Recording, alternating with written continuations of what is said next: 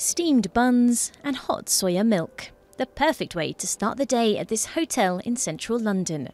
A Chinese breakfast is one of the ways the landmark hotel is trying to attract London's many tourists from Shanghai and Beijing. We know the Chinese tend to be slightly more superstitious and certain things that should be avoided. So for instance, we will avoid allocating them in rooms on the 4th floor or any rooms that have the number 4, because 4 in Chinese has a similar tone to the word death. Chinese tourism in the UK is booming. Between 2010 and 2011, the number of visitors rose 20%.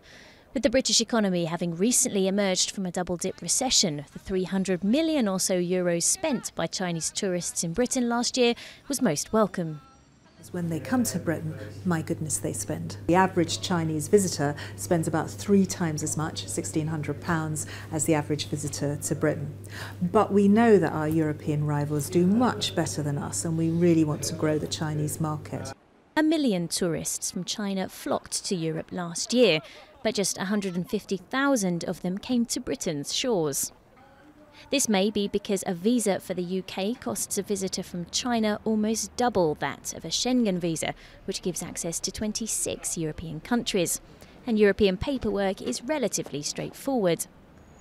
But London's biggest retailers are doing their best at wooing the Chinese, with sales assistants who speak Mandarin, new payment systems specifically designed to accept Chinese credit and debit cards.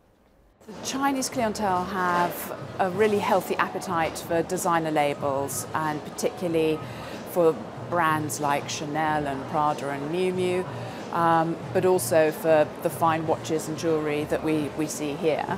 Visit Britain are pushing for easier tourist access for Chinese visitors in order to achieve the UK Tourist Board's ambitious goal of attracting 380,000 Chinese tourists a year by 2020.